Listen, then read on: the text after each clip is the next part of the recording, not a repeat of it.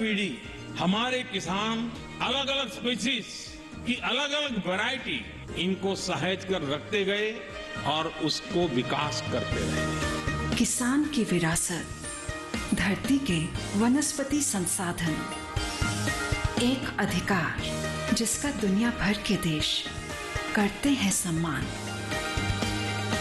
आज भारत उन अधिकारों को दे रहा है नए मुकाम, ताकि और बढ़े किसानों की वंशागत किस्मों की पहचान का अभियान।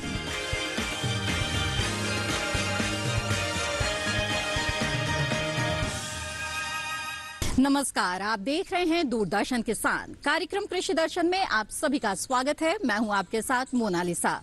किसानों को समर्पित है ये कार्यक्रम कृषि दर्शन, जिसके जरिए हमारी कोशिश ये होती है कि किसानों के लिए जो उपयोगी जानकारियां हैं उन्हें हम समेट कर ला सके। बात हो सकती है सरकार द्वारा चलाई जा रही योजनाओं की या फिर कृषि क्षेत्र में चल रही गतिविधियों की। इसके अलावा कृषि क्षेत्र में जो आधुनिक तकनीकें आ रही हैं, इसकी जानकारी भी हम आपके लिए लेकर आते हैं। आज के इस एपिसोड में भी ऐसी ही कुछ खास जानकारियां हम आपके लिए लेकर आए हैं, अलग अलग सेगमेंट, विज्ञान और किसान, कृषि स्टार्टअप और फार्मिंग इंडिया के माध्यम से। तो आइए शुरू करते हैं आज का ये कार्यक्रम। आइए कार्यक्रम कृषि दर्शन की शुरुआत करते हैं पहले सेगमेंट विज्ञान और किसान से।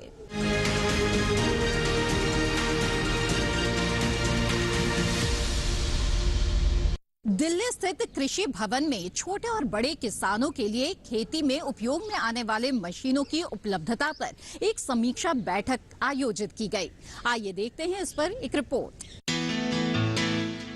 कृषि कार्य के लिए मशीनों की उपलब्धता पर एक दिवसीय समीक्षा बैठक का आयोजन दिल्ली स्थित कृषि भवन में किया गया।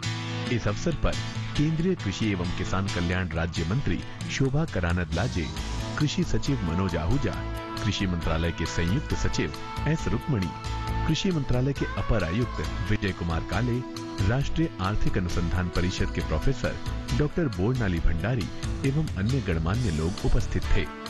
इस अवसर पर कृषि मंत्रालय के संयुक्त सचिव एस रुक्मणी ने कहा, आज national council of applied economic research जो एक इंस्टीट्यूट है, उसने एक स्टडी रिपोर्ट सबमिट किया है। हमारे मिनिस्टर के हाथ में उसका प्रेजेंटेशन किया था उन्होंने। वो स्टडी रिपोर्ट काफ़ी इंटरेस्टिंग है और उसमें काफ़ी अच्छे सजेशंस दिया गया है। और ये स्टडी जो है महिंद्रा एंड महिंद्रा कंपनी जो ट्रैक्टर्स बनाते हैं उन्होंने स्पॉन्सर किया है। इसमें ये स्टडी में ये बताया जा रहा है कि कैसे फार्म मशीनरी जो ट्रैक्टर्स के अलावा जो मशीन्स हैं उसको कैसे हमें इनकरेज करना चाहिए, कैसे हमें उसको एक्सपोर्ट करने के लिए इंडस्ट्री को, इंडियन इंडस्ट्रीज़ को जो है इनकरेज करके प्रोडक्शन की तरफ ले जाना चाहिए, कैसे इंडियन फार्मर्स को नॉन ट्रैक्टर मशीनरी मिलने के लिए हम कैसे क्या क्या इंसेंटिव्स दे सकते हैं, कंपनीज और गवर्नमेंट कैसे मिलके काम कर सकते हैं, इन सब के बारे में बताया गया है। इस प्रेजेंटेशन के बाद हम लोगों ने काफ़ी डिस्कशंस किया और ऑनरेबल मिनिस्टर और सेक्रेटरी साहब ने काफ़ी अच्छे सजेशंस दिए। कहा है कि क्लोजली हमें काम करना चाहिए इंडस्ट्रीज़ के साथ, जो रिसर्च जो इंडस्ट्री और गवर्नमेंट करती है और जो रिसर्च जो ऑन ग्राउंड पे इम्प्लीमेंटेशन होने की ज़रूरत है, उस पर कोलैबोरेशन करने की ज़रूरत है और क्लोजली इंडस्ट्री और गवर्नमेंट को काम करके फार्मर्स को बेनिफिट पहुँचाने के बारे में डिस्कशन हुआ है।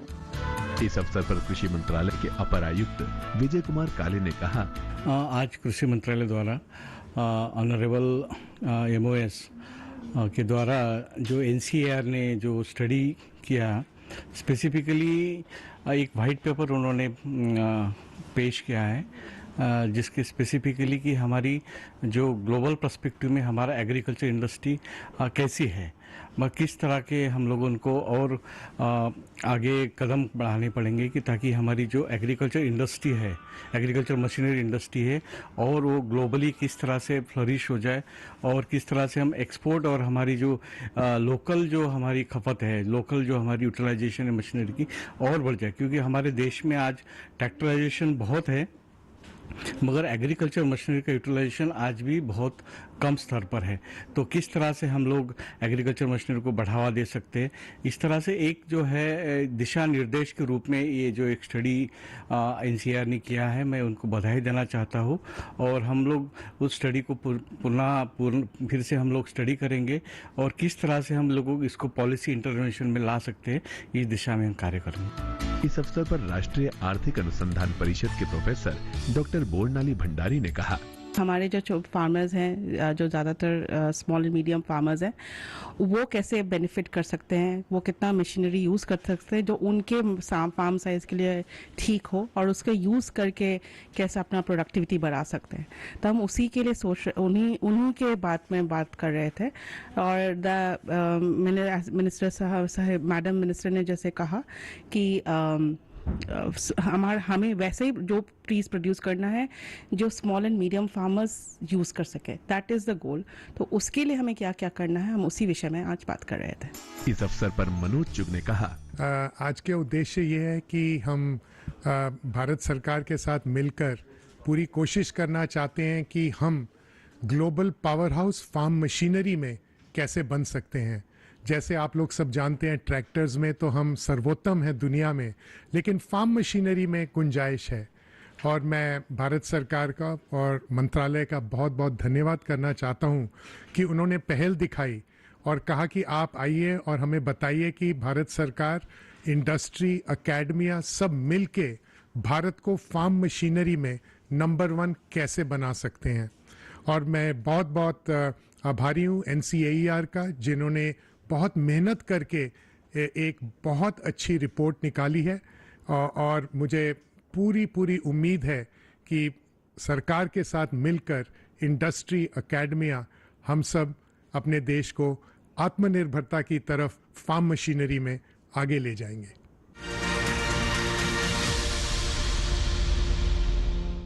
आइए बात करते हैं सेब की। जी हाँ, सेब एक ऐसा फल है जिसे लोग बड़े चाव से खाते हैं और इसकी अच्छी मांग भी रहती है, लेकिन किसान इसका साल भर उत्पादन नहीं ले सकते। ऐसे में साल भर आमदनी प्राप्त करने के लिए सेब का प्रसंस्करण कर सकते हैं। जी हाँ, तो सेब के प्रसंस्करण के जरिए किस तरह से आपको बेहतर मुनाफा हो सकता है, आइए जानते हैं इस रिपोर्ट के जरिए।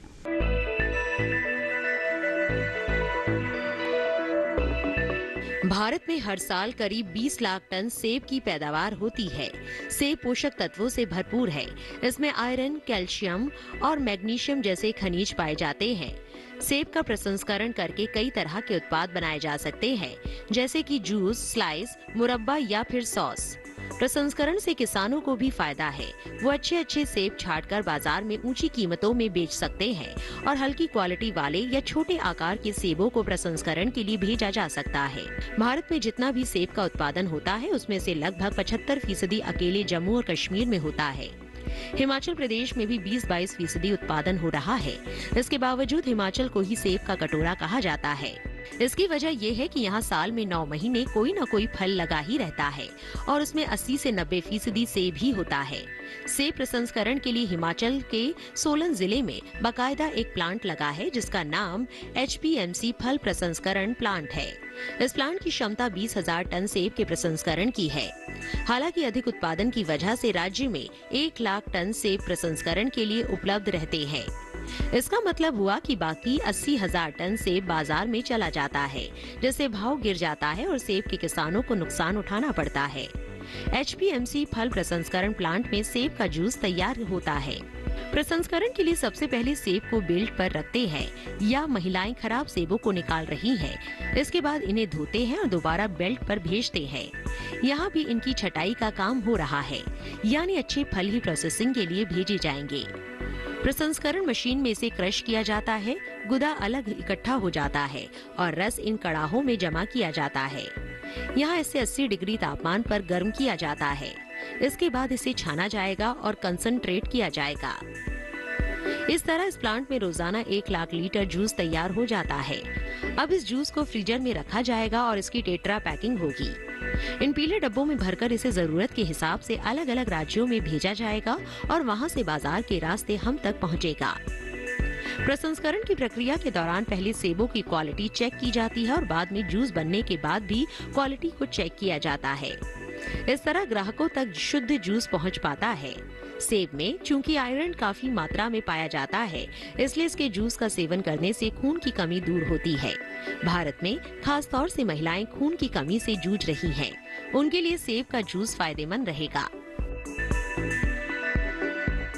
इसी के साथ कार्यक्रम कृषि दर्शन में वक्त है एक छोटे से ब्रेक का। ब्रेक के बाद मिलवाएंगे आपको एक सफल किसान से अगले सेगमेंट कृषि स्टार्टअप में। आप बने रहें दूरदर्शन किसान पर।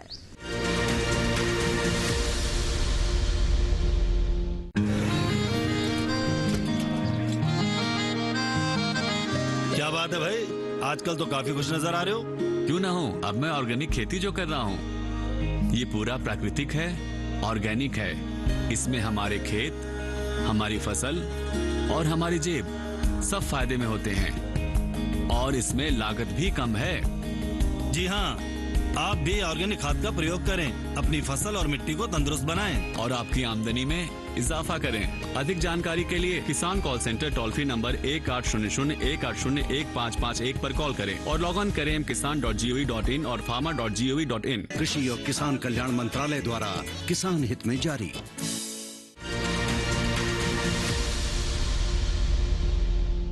ब्रेक के बाद आप सभी का फिर से स्वागत है। आप देख रहे हैं कार्यक्रम कृषि दर्शन। आइए आगे बढ़ते हैं और मिलते हैं एक सफल किसान से और देखते हैं अगला सेगमेंट कृषि स्टार्टअप।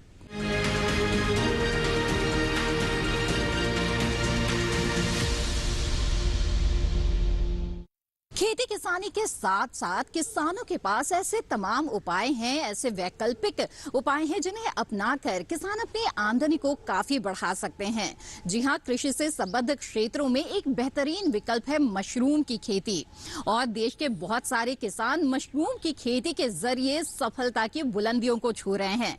और ऐसे ही है हमारे आज के सफल किसान विकास, जो कि हिसार के रहने वाले हैं। आइए जानते हैं कि मशरूम की खेती के जरिए इन्होंने किस तरह से सफलता हासिल की।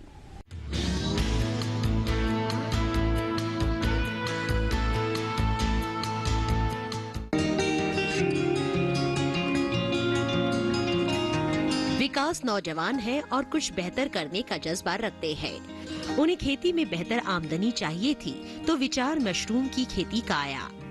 6 साल पहले उन्होंने इसकी खेती शुरू की थी, लेकिन समस्या भाव की थी। उनकी मशरूम 100 रुपए किलो से ऊपर नहीं बिक पा रही थी और अगर ज्यादा उपज हो भी गई हो तो भाव 60 पर ही अटक जाते थे। मशरूम को ज्यादा देर तक रख भी नहीं सकते, इसलिए बेचना मजबूरी थी। इसी मजबूरी ने एक और आइडिया को जन्म दिया। क्यों ना ऐसा काम किया जाए जिससे मशरूम की सेल्फ लाइफ भी बढ़ जाए और भाव भी बेहतर मिलने लगे। यही सवाल उन्हें चौधरी चरण सिंह हरियाणा कृषि विश्वविद्यालय ले गया, जहां इन्हें मशरूम की प्रसंस्करण और मूल्यवर्धन करने की सलाह दी गई। विश्वविद्यालय में कृषि व्यवसाय उष्मायन केंद्र है जो उद्यमी बनने में किसानों की मदद करता है। इसी केंद्र ने विकास को मशरूम के बिस्कुट, बड़ी, पापड़ और दूसरे उत्पाद बनाने का हुनर सिखाया। पैकिंग और मार्केटिंग भी सिखाई। मैं जब मशरूम फार्मिंग स्टार्ट की थी तब सबसे बड़ी समस्या ये आ रही थी कि जो किसान खेती कर रहे हैं लेकिन कुछ ज़्यादा क्वांटिटी में होने के बाद में उनको मशरूम बिक नहीं पाता, उनको रेट कम मिलते हैं। इसी तरह से हमने एक मशरूम को नया आयाम देने के लिए मशरूम फार्मिंग का कुछ नया कॉन्सेप्ट लेके आए, ताकि हम मशरूम के इस तरह से करके ताकि किसानों को कोई इसके अंदर फसल का नुकसान ना हो, उनको अच्छे भाव मिल सके। इसी तरह से हमने जो मशरूम के जो हम प्रोडक्ट तैयार कर रहे हैं, जो मशरूम के बिस्किट्स, पापड़, बड़ियाँ, अचार हैं, जो हमने स्टार्ट किए, जो हमारा एबिक है एग्रीबिजनेस इंक्यूबेशन सेंटर, वहाँ से हमने स्टार्टअप के तहत उनको रजिस्ट्रेशन करवाया। तो वहाँ ने उसके मशरूम के प्रोडक्ट तैयार करने के बारे में और उनके लाइसेंस वगैरह, कंपनीजेशन कैसे किया जाता है, उनकी मार्केटिंग कैसे जाती है, उनकी ब्रांडिंग किस तरह से की जाती है और उनके सब कुछ प्रोडक्ट तैयार होने के बाद में जो उनका बाद की प्रक्रिया है वो हमने यहाँ से ट्रेनिंग लेके बहुत कुछ अच्छे से सीख पाए। और जो हमारे एचयू यूनिवर्सिटी के जो साइंटिस्ट हैं उन्होंने मतलब मशरूम के बारे में जो जितनी हेल्प है, जो मशरूम को कैसे तैयार करते हैं, उसको किस तरह से एक नया आयाम दे के मशरूम को हम स्टोर कर सकते हैं, उसके सेल्फ लाइफ किस तरह से बढ़ा सकते हैं, उन्होंने भी बहुत अच्छे प्रशिक्षण से हमको गाइड किया और धीरे धीरे हम इसमें मशरूम में अब आगे बढ़े जा रहे हैं। तो हमने मशरूम के जो प्रोडक्ट तैयार करते हैं, जो जैसे मशरूम के बिस्किट हैं, पापड़ बड़ियाँ हैं, इनसे एक तो ये फ़ायदा है कि हम इसको लंबे टाइम तक मशरूम को हम रोक के रख सकते हैं और इसके जो प्रोडक्ट हैं वो अच्छे मुनाफे में हम इसको बेच सकते हैं। जो हमारी जो 100 रुपये किलो मशरूम जा रही थी और बल्क होने के कारण उसका मशरूम जो है 60-70 रुपये किलो भी भाव आ जाता था, तो किसानों को लॉस हो रहा था। तो हमने सोचा कि अब जो हम उस प्रोडक्ट करते हैं, एक तो उसका 10 गुना हमारे को प्रॉफिट मिल रहा है और लंबे टाइम तक हम उसको स्टोर भी कर सकते हैं और एक आमदनी का बहुत ही अच्छा स्रोत हम उससे प्राप्त कर सकते हैं, जिससे हम इसके जो बटन मशरूम है, बटन मशरूम हमारी ये मान के चलो 48 घंटे के अंदर ख़राब हो जाती है। जो और मशरूम की वैरायटी है, जैसे मिल्की मशरूम है, ऑयस्टर मशरूम है, जो ऑयस्टर मशरूम है उसकी लागत बहुत ज़्यादा कम है और प्रॉफिट बहुत ज़्यादा है, तो लेकिन प्रॉफिट लिए उसकी मार्केटिंग नहीं है। अगर उसको मार्केट में लेके जाए तो फ्रेश का उसका कोई डिमांड नहीं है। तो हमने मशरूम के जो ऑयस्टर मशरूम है उसको पहले हम उगाते हैं हमारे फार्म में उगाने के बाद फिर हम इसको ड्राई फॉर्म में लेके आते हैं। ड्राई फॉर्म में लेके आने के बाद हम इसके जो प्रोडक्ट हैं, जैसे बिस्किट्स हैं या और तरीके से कोई प्रोडक्ट जैसे बड़ियाँ हैं, पापड़ हैं, वो हम तैयार करते हैं। साथ साथ हमारे को तो अच्छा मुनाफा हो ही रहा है। जो हमारे आसपास में जो लेडीज़ें हैं, जिस तरह कोई सेल्फ हेल्प ग्रुप है, हम उनको भी एक रोज़गार का मुहैया करवा रहे हैं ताकि उनको भी एक अच्छा एक रोज़गार मिल सके। तो जो लेडीज़ें हैं उनको हम उनसे, जैसे पापड़ है, बड़ी है, अचार है, उसके अंदर हो रहा है। विकास वर्मा 3 तरह के मशरूम उगाते हैं और साल भर फसल लेते हैं। अभी बटन मशरूम का समय है जो मार्च तक रहेगा। उसके बाद ऑयस्टर का नंबर आएगा और फिर मिल्की मशरूम का। उष्मायन केंद्र से उन्होंने न सिर्फ हुनर सीखा बल्कि कंपनी स्थापित करने में मदद भी मिली। तो देखा आपने कि किस तरह से विकास जी ने मशरूम की खेती के जरिए कामयाबी हासिल की। इसी के साथ यहाँ पर कार्यक्रम कृषि दर्शन में वक्त हो गया एक छोटे से ब्रेक का। ब्रेक के बाद लेकर आएंगे अगला सेगमेंट फार्मिंग इंडिया। आप बने रहें दूरदर्शन किसान पर।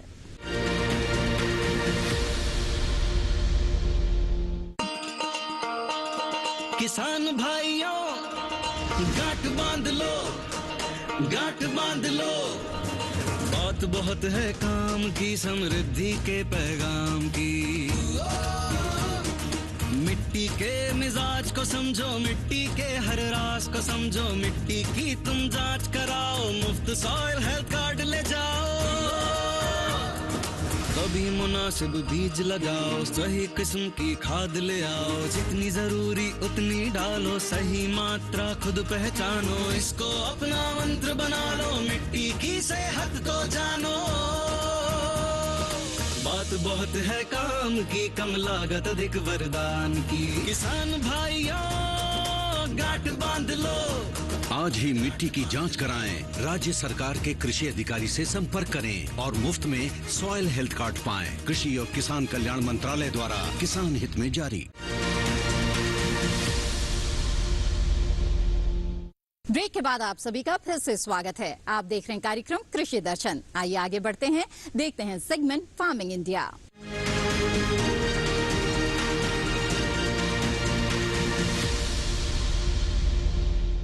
खेती किसानी के दौरान सालों से अंधाधुंध रसायनों का इस्तेमाल होता आ रहा है। इसकी वजह से मिट्टी की सेहत खराब होती जा रही है। अच्छा उत्पादन प्राप्त करने के लिए किसानों के लिए जरूरी हो गया है कि वो अपनी मिट्टी की सेहत को जाने, और इसके लिए सरकार द्वारा चलाई जा रही है एक बेहद ही महत्वाकांक्षी योजना, मृदा स्वास्थ्य कार्ड योजना। आप किस तरह से इसका लाभ ले सकते हैं, आइए देखते हैं इस रिपोर्ट में।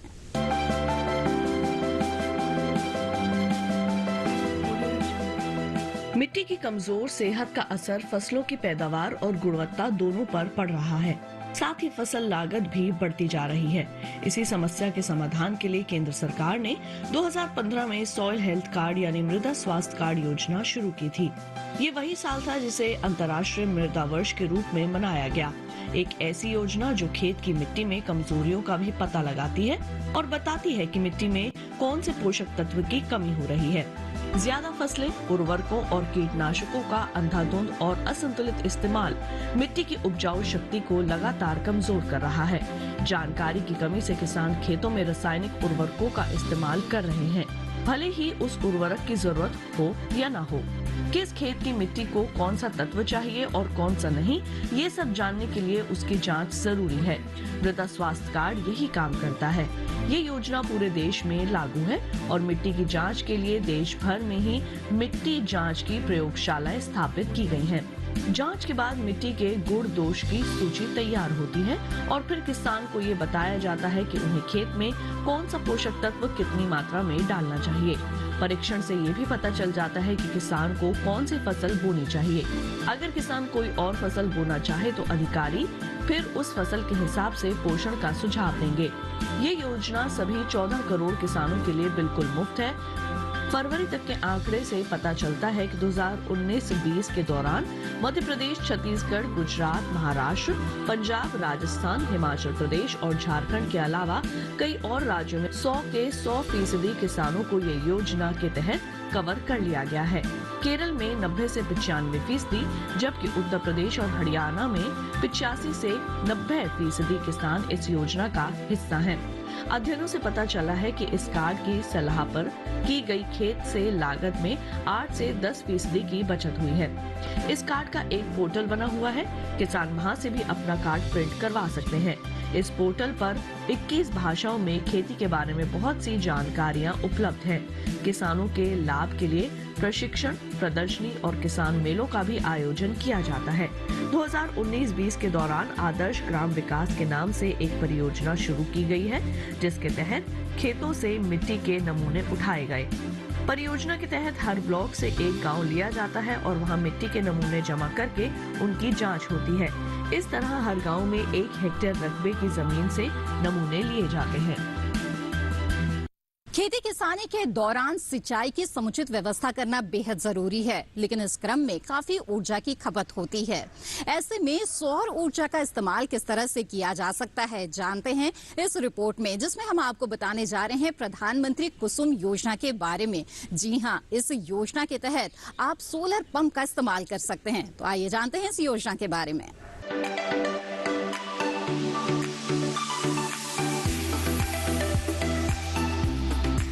सरकार ने फरवरी 2019 में प्रधानमंत्री किसान ऊर्जा सुरक्षा एवं उत्थान महाअभियान पीएम कुसुम योजना शुरू करने की मंजूरी दी थी।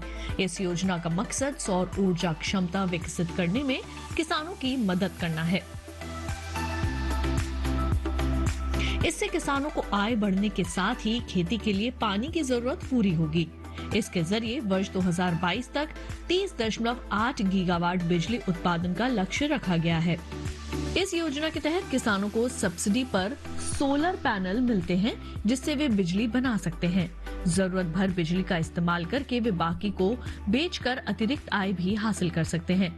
इस योजना में 20 लाख किसानों को सोलर पंप बनाने में मदद की जाएगी।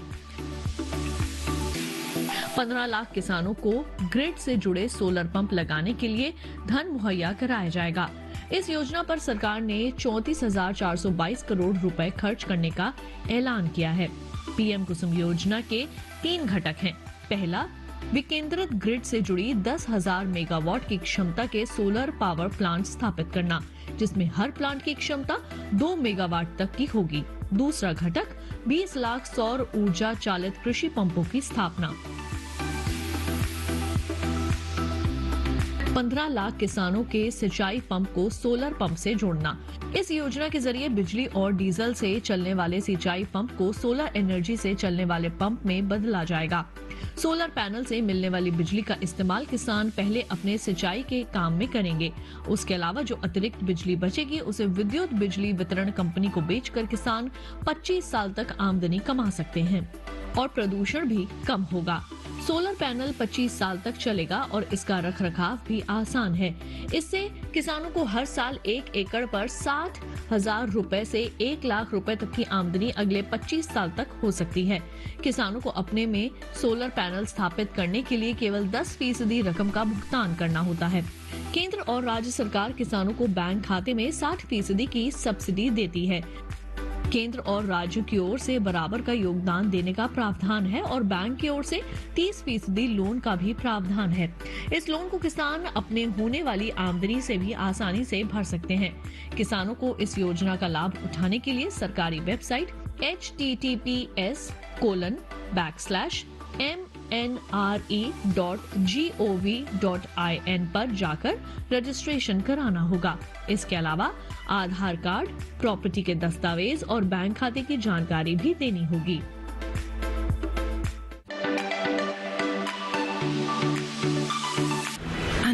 असीम प्रकृति और उसमें निहित जीवन के रहस्यों के गूढ़ स्रोत।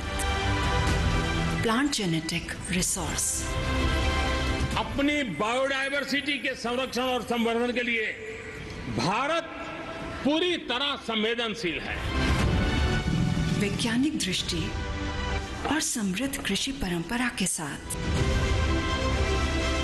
भारत जैविक विविधता के संरक्षण के लिए प्रतिबद्ध है।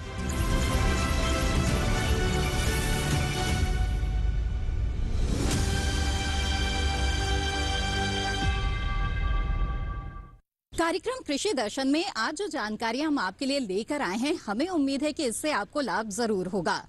कार्यक्रम कृषि दर्शन से संबंधित अपने सुझाव आप हमें भेज सकते हैं। हमारा ईमेल आईडी है krishidarshanddd@gmail.com।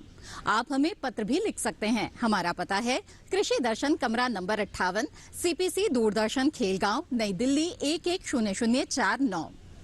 इसके अलावा कृषि दर्शन कार्यक्रम को आप दूरदर्शन किसान के YouTube चैनल पर भी देख सकते हैं और तमाम जानकारियां दोबारा हासिल कर सकते हैं। इसके लिए टीवी स्क्रीन पर दिखाए जा रहे इस QR कोड को स्कैन करें। इसी के साथ कृषि दर्शन की आज की कड़ी में बस इतना ही। हमें दीजिए इजाजत। आप बने रहें दूरदर्शन किसान पर। नमस्कार।